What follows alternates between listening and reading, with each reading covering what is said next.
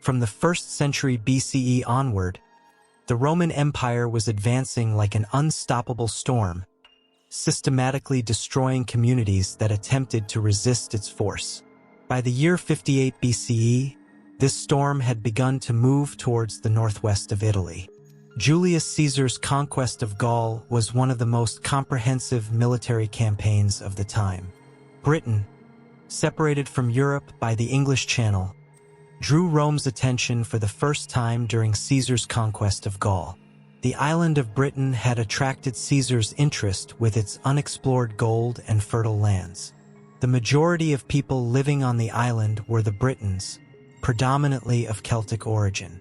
They were known for transforming into intimidating figures before battles, applying woad and paints made from forest fruits to their faces, and instilling fear in their enemies with wild cries during warfare. During Caesar's expeditions to Britain, he couldn't achieve a lasting success against the cities, settling for minor gains before returning to continental Europe with his army. After these initial invasion attempts, the issue of Britain remained on hold in Rome for a long time. However, the situation would change in the year 39 CE with the death of Cunobeline, the king of the Cativalani, a British tribe. Following Cunobelin's death, his two anti-Roman sons, Caratacus and Tagadumnus, moved south to plunder tribes allied with the Romans. This gave the Romans a legitimate reason for invasion.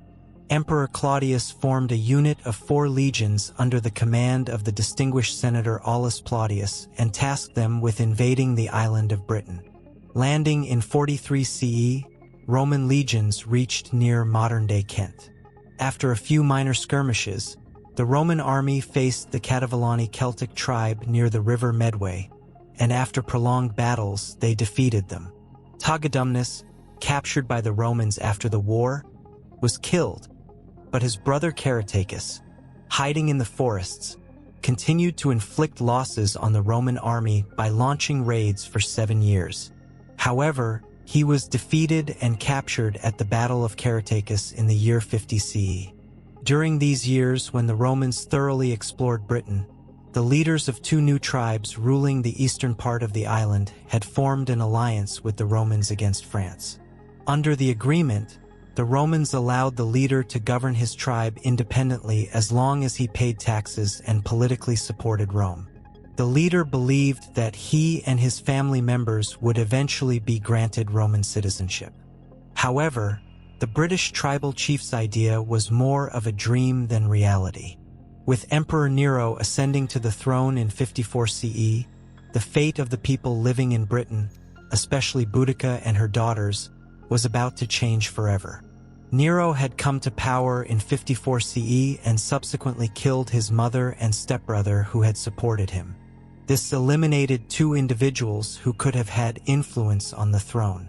The cruelty and insatiable greed of the Roman Empire manifested in Nero's character, and this tyranny would soon descend like a dark cloud over a British tribe. Although the Roman Empire had conquered a significant region under its name until that day, imperial authorities did not impose great pressure on the people of the island, nor did they interfere with their beliefs and traditions. However, Nero ordered an increase in the oppression established over the cities. In this way, he aimed to ensure that the authority of the Roman Empire would not be questioned by the cities and to strengthen Roman dominance on the island. By the year 60, Prasutagus, the king of the Iceni tribe, passed away. In his will, he declared that half of his lands would go to Emperor Nero, and the other half to his wife Boudica and their 2 daughters.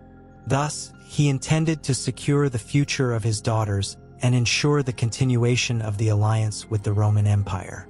However, after his death, Catus, the prosecutor of Roman Britain, noticed that the new Queen Boudica believed that the Romans had come to take the lands left to Emperor Nero. But there was something he did not know. In British tribes, women and men were equal. In contrast, in Rome, women had no inheritance rights, and according to Catus, these lands were actually the right of Emperor Nero. Boudica could not submit to this situation. She was determined not to allow her lands to be taken away, no matter what. However, the consequences of this determination were extremely severe. She was publicly whipped by Roman soldiers in front of her people and daughters. Roman prosecutor Catus did not stop there. He allowed the soldiers to rape the queen's daughters. Rome had shown its dark side to the cities. The queen of the Thorn tribe and her princesses were humiliated. Their lands were plundered, and Prasutagus' will was disregarded. Meanwhile, Emperor Nero appointed a Roman general named Gaius Suetonius Paulinus to completely subdue the cities. Paulinus was quite popular in Rome. In 42 CE, he had achieved great success against tribes in North Africa as the first Roman to cross the Atlas Mountains. Here, he had the opportunity to experience firsthand how a people could be subdued, and now, just like he did to the Africans, he wanted to subdue the Britons. Paulinus first took action to destroy the Druids living in the Andasis region to assimilate the cities and break their hopes of freedom. Engaged in healing and sorcery, Druids were considered sacred by the British tribes. When these tribes heard the news that Rome would attack the sacred Druids, they began to be uneasy. The Vatican had a great opportunity in its hands, could turn this unrest in its favor. There was only one thing he had to do: unite the angry natives of Britain against the Romans. Queen Boudica took action and organized a meeting to gather support from anti-Roman tribes such as the Trinovants, Iceni, and Catavellani. Here, she made a speech to tribal leaders, urging them to fight for living their religion freely, being governed by their own laws, and getting rid of Roman dominance. Boudica didn't need to exert much effort to sway the Britons. It was enough for her to fan the small fire that had been burning for a while to find the necessary support. Men, women, young, old, and children began to join Boudica's army, ready to fight against Rome. This meant that the struggle was a national one. Losing the war did not just mean the destruction of the army. It also jeopardized the existence of the people. Queen Boudica, along with her army, set out to attack Camulodunum, the most important city in Britain and a symbol of Roman dominance on the island. She wanted to boost her army's morale by capturing this city. Camulodunum was a city built in the Roman style. However, Romans believed that there was no need to protect this city with walls, so it was not surrounded by walls. When Roman general Paulinus went on a campaign to destroy the Druids, he took the garrisons in this city with him. In other words, the city was completely defenseless against Boudica and her army, burning with revenge. The city officials did not delay in sensing the impending disaster. They immediately sent word to Catus, and Newman in Catus had only 200 Roman soldiers sent. In addition to this, 2,000 Roman soldiers from the surrounding 9 legions were also called for assistance in the defense of the city. However, these soldiers were lured into a trap by Boudica and completely annihilated. With such inadequate defense, the cities managed to enter the city without encountering significant resistance. Boudica ordered her army to kill anyone they came across, emphasizing that they would speak in the language understood by Rome with Rome. She did not spare the Roman children, and she had no intention of showing mercy to them either. By her command, the Celtic army, including women and children, came to the city, burning or killing everyone through various brutal means. When news of the brutality reached Paulinus, the Roman general, he had not yet finished his struggle with the Druids. However, with this new development, he found himself in a deadlock. If he did not confront Boudica's army by abandoning the campaign, he would have allowed the destruction of Roman cities by the Britons. However, if he were to terminate the current campaign, he would miss the opportunity to destroy the Eastern Britons. Moreover, this situation would be perceived as a weakness of Rome and would boost the belief in the victory of the Celts. Determined to finish what he had started, Paulinus quickly attacked the Hailstormers and defeated them. He then immediately prepared a vanguard unit to assess the situation in Camulodunum and moved towards the region with this unit, while the legions followed him from behind. Meanwhile, Boudica had started to advance towards her new target, which was present-day Londinium. It was established in 43 AD, just after the Roman invasion of Britain. The city, a trade center of the island, was mostly inhabited by merchants, travelers, Roman officials, and their families. In this respect, the city held great importance for Rome. Paulinus arrived in Londinium just before his army reached the city and had considered defending the city against the Celtic army. However, the legions were still on their way, and he soon realized that he could not defend the city without them. Therefore, he abandoned Londinium to its fate and set out with his cavalry to meet the legions in the north.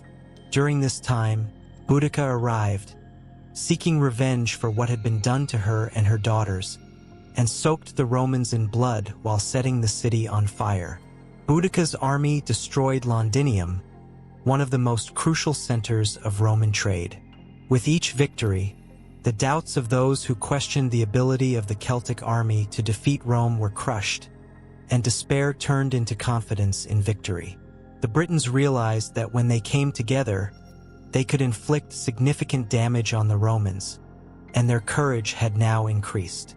Many people in the Celtic army, such as farmers, villagers, and prisoners who had never been in such a battle before, were now counting the days to fight against the Roman army.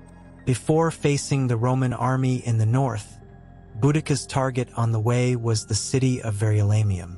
Paulinus predicted that the city's army would capture it and ordered the city to be evacuated as soon as possible. This time, the general managed to save the Romans from the massacre, but he could not prevent the city from being burned and destroyed. The cities had consecutively destroyed 3 cities, symbols of Roman dominance in Britain. Approximately 70,000 civilians were killed in these cities, and about 1,500 legionaries were destroyed by Boudica's soldiers. The cost of what was done to Boudica and her daughters was quite heavy for Rome. Paulinus, with the legions coming from behind, joined in the northeast of Britain territory, at a location called Watling Street today. Thus, Paulinus wanted to pull Boudica's army as far west as possible to give his legions a chance to rest. The Roman army was trained for battles in open fields, while the Celts were good at sudden attacks in forests. Knowing this, Paulinus chose a suitable battlefield to confront the Celtic army. He passed his army through narrow passages and placed them in a position surrounded by wooded slopes. When the Celtic army came to fight, they would have to pass through this narrow passage. This meant that they could only pass a small number of people through the passage at the same time, and they could not use their numerical superiority. Additionally, the rear of the Roman army was closed off by a wooded area, making it very difficult for an attack to come from there. The army had a strength of around 11,000 soldiers. These soldiers were well-trained and experienced in warfare. On the other hand, Boudica's army consisted mostly of rebel farmers, villagers, and an estimated 120,000 people whose main professions were not military. Fighting in the battlefield chosen by Paulinus would be a significant disadvantage for the Celtic army. However, driven by both their numerical superiority and the intoxication of their previous successes, the Celts, regardless of where they would fight, were determined to face Paulinus's legions and seek revenge from Rome as soon as possible to gain their freedom. When the Romans saw the massive army in front of them, it was impossible not to feel concerned. Painted faces, numbering around 120,000, they were passionately screaming and losing themselves. Even professional soldiers could act hesitantly in the face of such a scene. The army commander turned to Paulinus to encourage his troops and made the following speech. "Ignore the noise made by these savages. They are not soldiers. They don't even have proper equipment. We have defeated them before, and when they face our weapons and morale again, we will defeat them."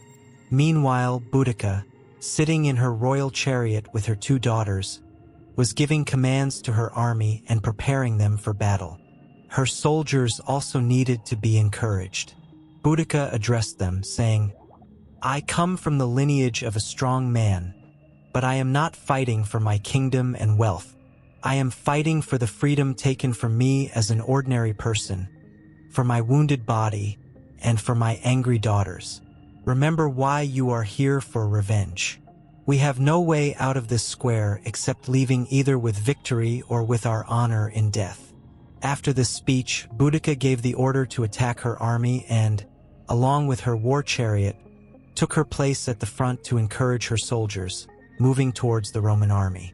Behind the queen, they brandished their shields with terrifying screams, emerging from the narrow passages, entering the range of the Roman army when they began to move forward.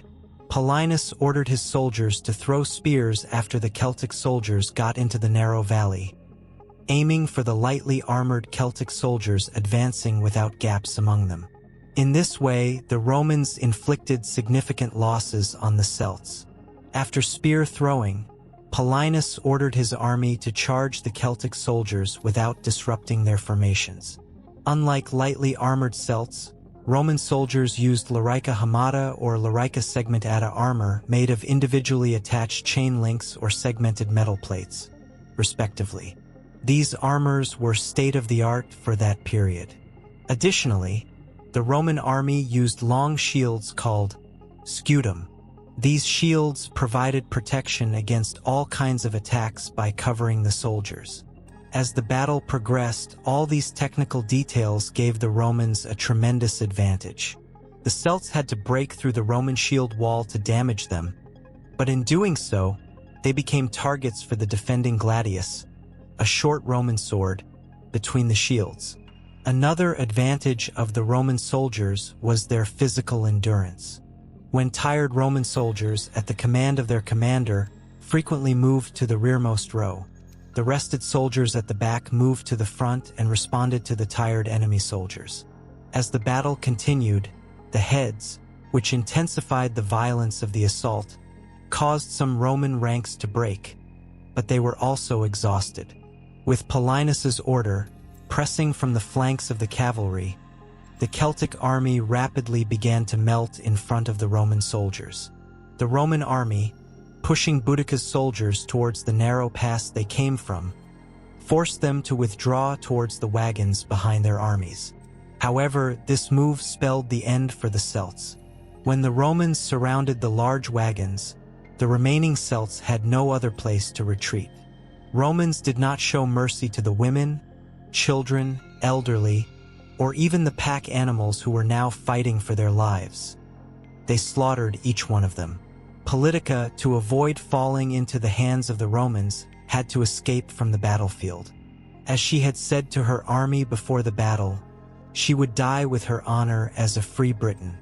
After leaving the battlefield, Boudica probably drank the poison she carried with her and put an end to her life with her own hands. Boudica, who did not recognize herself as a queen to Rome after her husband's death and humiliated herself and her daughters, showed what the anger of a queen and a mother could do to Rome. As a cost for what was done to her daughters, she had taken the lives of tens of thousands of Romans. While closing her eyes to life, she was still mourning not being able to deal the biggest blow to Rome despite everything. The Roman Empire had suppressed the rebellion, but the death of Queen Boudica was paid with the destruction of the three great cities established by Rome in Britain. Also, Boudica's rebellion was dangerous. It could inspire other tribes, and at any moment, a new Boudica could rise and rebel against Rome. Rome would always live in fear of this.